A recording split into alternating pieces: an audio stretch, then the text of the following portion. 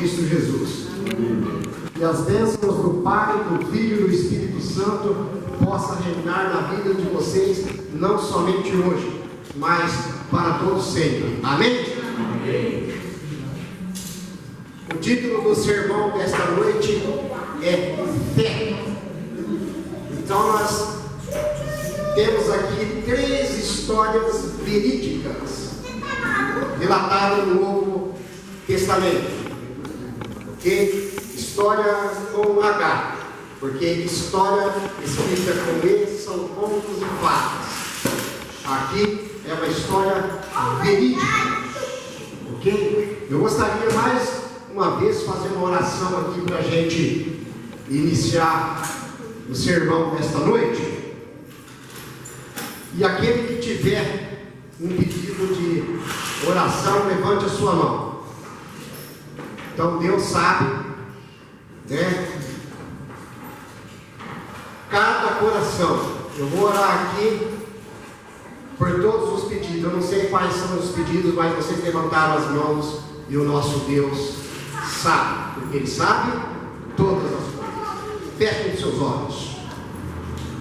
Grandioso e eterno Deus, em nome e por amor de Cristo Jesus, muitíssimo obrigado, Pai, por estar mais uma vez na sua santa casa de oração.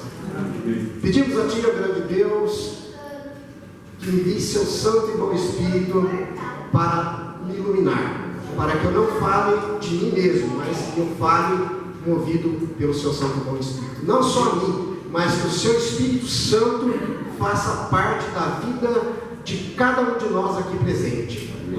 Tá? Não só hoje e nem amanhã, mas para sempre.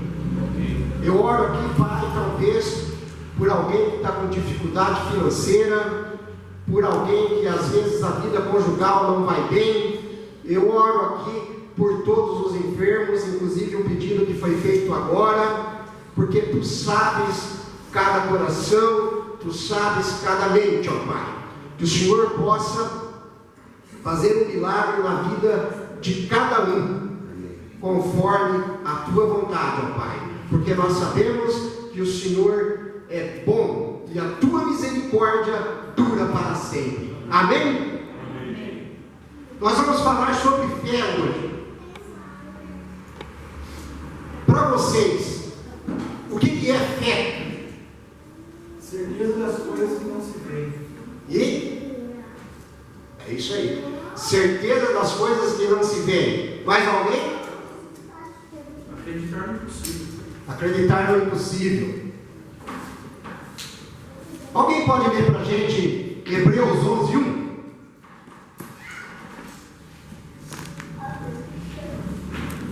Está no telão ou não? Não, né?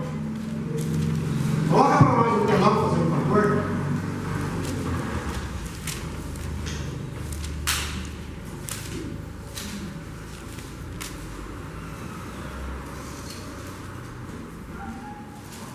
Hebreus 11:1. Alguém me ajuda? Ora, a fé é a certeza de coisas que elas... Vou começar de novo. Ora, a fé é a certeza de coisas que se esperam. Eu gosto muito dessa palavra, convicção. Convicção.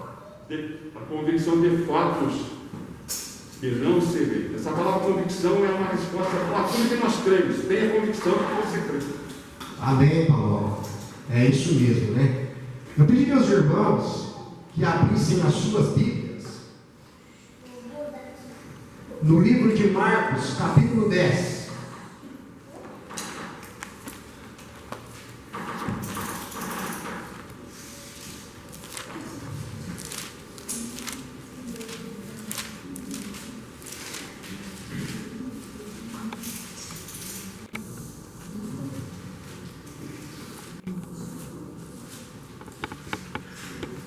Aqui tem uma história fantástica de fé.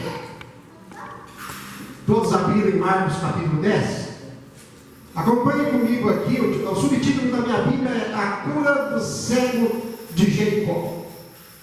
Do verso 46 ao verso 52. E foram para Jericó, quando ele saía de Jericó, Jesus, tá? E seus discípulos, juntamente com os discípulos e uma numerosa multidão, Bartimeu, cego, mendigo, filho de Timeu, estava assentado à beira do caminho e, ouvindo que era Jesus, o Nazareno, pôs-se a chamar: Jesus, filho de Davi, tem compaixão de mim. E muitos o repreendiam para que se calassem, mas ele cada vez mais gritava: Filho de Davi, tenha misericórdia de mim. Vamos parar por aí. A Bíblia fala então que Bartimeu, cego, e ele queria enxergar, assim como nós enxergamos. E ele soube então que Jesus passaria por ali em Jericó. E ele teve tamanha fé. Então ele começou a gritar: Jesus, filho de Davi, tenha misericórdia de mim. E muitas pessoas até o repreendiam: cala a boca aí, rapaz. Não fala isso na Bíblia, né? Mas a gente imagina. E ele, com aquela fé dele: Jesus, filho de Davi, tenha misericórdia de mim. Certo? Que nós possamos também falar em nossas vidas: Jesus, filho de Davi, tenha misericórdia de mim. A palavra de Deus diz que as misericórdias de Deus se renovam lá? Cada manhã. Lá em Lamentações. Ok? Vamos continuar a leitura. O verso 40. Parou Jesus e disse: chamai-o. Chamaram então o cego, dizendo: tem bom ânimo, levanta-te, ele te chama. Então Jesus pediu para que alguém chamasse Bartimeu, porque ele não enxergava. Então alguém vai e conduz Bartimeu até Jesus. O verso 50: lançando de si a capa, levantou-se, deu um salto e foi ter com Jesus. Quando falaram para ele: Jesus quer falar contigo. E ele ficou muito feliz. E ele pensou: agora eu vou ser curado. Respondeu, aliás, ele perguntou-lhe Jesus: que queres que eu faça? Respondeu o cego: mestre, que eu torne a ver. Então Jesus lhe disse: vai, a tua o quê? Fé te salvou. Imediatamente tornou a ver e seguia Jesus estrada fora. Muitas vezes nós enxergamos, mas estamos cegos espiritualmente. Então carecemos do quê? Das misericórdias de Deus.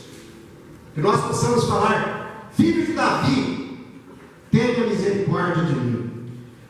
Eu pediria que vocês abrissem as Bíblias de vocês em Lamentações, capítulo 3, verso 22 e verso 23. Alguém nos ajuda? E vamos ver aqui que o profeta Jeremias fala sobre a misericórdia de Deus. Lamentações de quê? Lamentações capítulo 3, verso 22 e verso 23. O Yuri está colocando no telão também para quem quiser ver, tá? Quem quiser acompanhar no telão.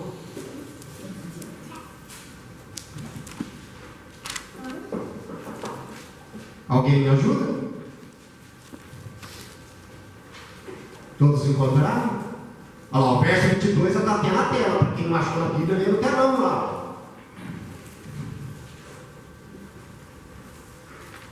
Alguém quer ler? Fique à vontade. As misericórdias do Senhor são a causa de não sermos consumidos, porque as suas misericórdias não têm fim. Verso 23. Renova-se a cada manhã, grande é a tua fidelidade. Então, as misericórdias de Deus é a causa, meus queridos irmãos, de nós não sermos consumidos. Consumidos por quê? Pelo pecado. que esse mundo nos oferece. Muitas vezes nós ficamos maravilhados com algumas ilusões que o mundo nos oferece, e a gente então deixa Deus para o segundo plano. E Deus, mesmo assim, Ele tem misericórdia de mim e tem misericórdia de você. Mas você tem que ter fé e pedir que essa misericórdia, como diz aí o verso 23, ela se renova a cada manhã. Então, de manhã, quando você levantar, ore a Deus e peça misericórdia para a sua vida, que ela vai ser o quê? Renovada. Ok? Então, a gente leu aqui Marcos capítulo 10. Vamos voltar um pouquinho a página da Bíblia para Marcos capítulo 5. Marcos capítulo 5. Vamos lá, meus queridos irmãos. Mais uma história de fé. Mais uma história de fé. Eu vou ler aqui e vocês acompanhem comigo. Marcos capítulo 5, do verso 25 ao verso 34. É uma história muito conhecida de todos, né? O subtítulo aqui é a cura de uma mulher enferma, né? Grande multidão seguia Jesus. Grande multidão. Aonde Jesus passava, as pessoas se aglomeravam, porque queria ver o mestre, né? Aqueles que eram pequenininhos, que nem Zaqueu, que não conseguia subir uma árvore, né? Então várias pessoas se aglomeravam para ver Jesus. E começa a leitura a partir do verso 25. Aconteceu que certa mulher que havia 12 anos vinha sofrendo de uma hemorragia e muito padecera a mão de vários médicos, tendo despedido tudo quanto possuía, sem contudo nada aproveitar, antes pelo contrário, indo a pior. Paremos por aí. Essa mulher então, ela estava enferma com hemorragia havia 12 anos, e ela já havia padecido na mão de vários e vários médicos. Hoje aqui não é diferente. Tem muitas pessoas hoje que estão doentes, indo ao médico aqui, um médico lá, pelo SUS, arruma um dinheirinho, paga uma consulta. É o caso dessa senhora. A Bíblia não diz o nome dela, diz que é uma mulher, né, com fluxo de sangue. Mas quantos de nós padecemos por alguma coisa? Mas nós vamos ver tamanha a fé dessa mulher. Provavelmente naquela época não existia SUS, né, irmãos? Nem Unimed, nem nada. Provavelmente ela tinha gastado muito dinheiro com vários médicos. A Bíblia não diz isso, mas nós suponhamos que seja assim, tá? E nada resolveu. Mas ela ouviu falar o seguinte, que por ali ia passar um mestre. Ele é o médico dos médicos. Ele é o Deus do impossível. Aquilo que é possível para o homem é possível para o homem. Aquilo que é impossível para o homem é possível para Deus. Então, se você acha, meu irmão, que a sua causa está sendo impossível humanamente, entregue a sua vida nas mãos de Deus e Ele vai resolver para você, tá? Vamos continuar a nossa leitura aqui, então, a partir do verso 27. Tendo ouvido a fama de Jesus, vindo por trás dele, por entre a multidão, tocou-lhe a veste, porque dizia: se eu apenas lhe tocar as vestes, ficarei curado. E logo se estancou a hemorragia e sentiu no corpo estar curada do seu flagelo. Paremos um minuto aí. Vejamos, meus irmãos. Tamanha foi a fé dessa mulher. A multidão era muito grande. Não tinha como ela chegar até Jesus. Então ela disse assim no seu coração: se eu apenas lhe tocar, eu serei curado. meus irmãos, muitas vezes o que falta na nossa vida é esse toque, tocar em Jesus. Eu não estou falando isso para vocês, não. Eu estou falando primeiramente para mim e depois para todos. Cada um analise a sua vida, certo? Nós precisamos muitas vezes de dar um toque na ordem de Jesus. Alguém lê para mim o verso seguinte, o verso 30. Jesus, reconhecendo imediatamente que dele saíra poder, virando-se no meio da multidão, perguntou: quem me tocou nas vestes? Lê o 31 também, Paulo. Responderam-lhe seus discípulos: vês que a multidão te aperta e dizes: quem me tocou? Quem me tocou? Jesus então disse o quê? Eu senti que de mim saiu o poder. Saiu o poder. Saiu o poder por quê? Porque tamanha era a fé daquela mulher. Ela falou assim: ó, apenas tocar. E os discípulos disseram a Jesus: olha, mas olha a multidão aqui, mestre, um encostando no outro. Quem já foi na Feira das Nações aqui quando está lotado? Não dá nem para andar, às vezes você vai esbarrando uma pessoa no outro, né? Imaginamos Jesus então no meio daquela multidão, um trombando no outro, todo mundo querendo ver o mestre, e de repente Jesus disse: quem me tocou? Os discípulos disseram assim: olha, mestre, quem me tocou? Olha quantas pessoas tem aqui. Mas ele disse: eu senti que de mim saiu o poder. Então foi um toque de fé.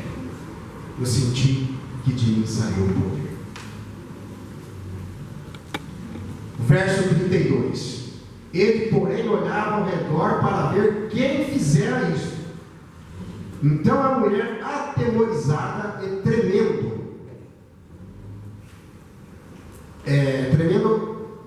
côncia do que nela se operara, veio e prostrou-se diante dele e declarou-lhe toda a verdade. Alguém leu o verso 34? E ele lhe disse: filha, a tua fé te salvou, vai-te em paz, e fica livre do teu mal.